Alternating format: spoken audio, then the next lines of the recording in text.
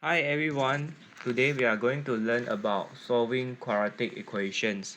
So let's start off with the introductions of what is actually a quadratic equations. So this is the example of the form of a quadratic equations where you have ax squared plus bx plus c equal to 0, where a, b, c is actually some real numbers. So let's start off with the first examples.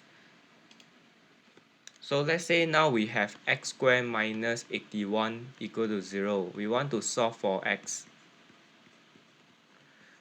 So at the first glance, we know that 81 is actually a perfect square. So we know that 9 squared is actually equal to 81. So when facing this kind of questions, what we do is x, 1 plus and 1 minus, and the number 9 is here. So if you want to check the answer, you can actually expand it. You will get back x squared minus 81. So once you get this, x plus 9 equal to 0, and we have x equal to negative 9. And x minus 9 equal to 0, and we have the answer x equal to 9. So this is actually the method of solving for x. So let's say now we have another examples. Let's say 2x squared minus 18 equal to 0. So at the first glance, we know that we need to get rid of the 2. So we take out the 2 and x squared minus 9. And we know that 9 is a perfect square. We know that 3 squared equal to 9. So we use the same method. So x plus 3, x minus 3. So we will get the answer x equal to negative 3 and x equal to 3. Let's try other examples of quadratic equations. So let's say now we have x squared plus 5x plus 6 equal to 0. We want to solve for x. So we look at the last terms of the quadratic equation, which is 6. So we want to know what are the different combinations that we can actually get 6. So 1 multiply with 6 is 6, 2 multiply with 3 is 6. And we know that because this is x squared, so the first term of these two brackets should be x, so that when it multiplies, it will get x squared. Then we look at the second term, which is 5x. We know that the sum of the result of the multiplications of these two numbers must be equal to 5. So we try to use 2 and 3. We put 2 and 3 here. So why is 2 and 3 workable for this? Because when you multiply 2 with 3, you will get plus 6. So, and we know that this is also plus. So we will get 5x if we expand this equation. So let's try. So x multiplied with x is x squared. X multiplied with 3 is 3x. 2 multiplied with x is 2x. And 2 multiplied with 3 is 6. So you essentially get back the same outcome. So with this, we can actually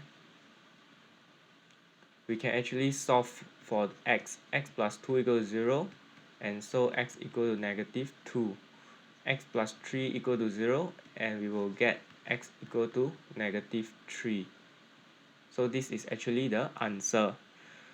So let's try other example. Let's say now we have x squared plus 2x minus 3 equals 0. So now let's say we want to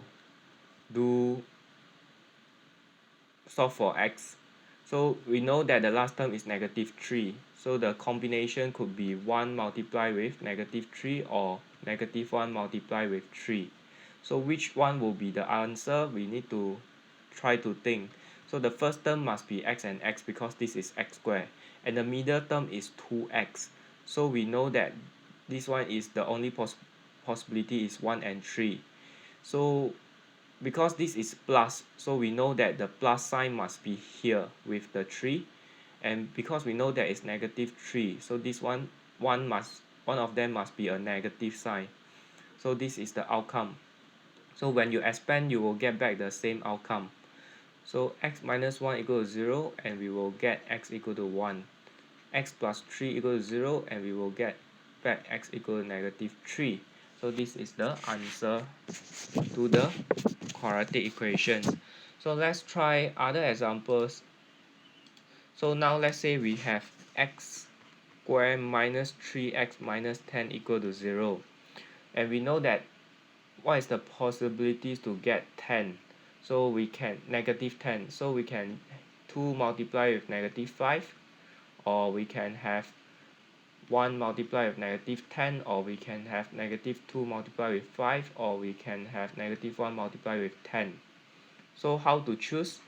First, we know that this is x squared, so this is x and x. And we look at the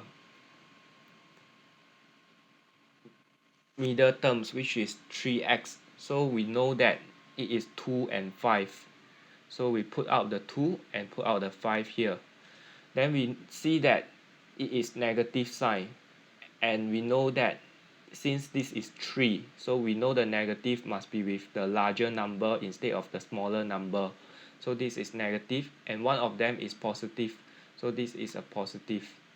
So this is how we get the answer. So let's say x plus 2 equal to 0, and we will actually get x equal to negative 2.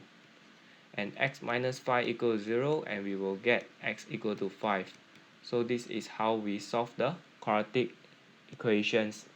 So I hope you have learned how you can actually solve different quadratic equations. And if you like similar kind of mathematics topics, you can check out my other videos in the playlist where you can learn more. Thank you.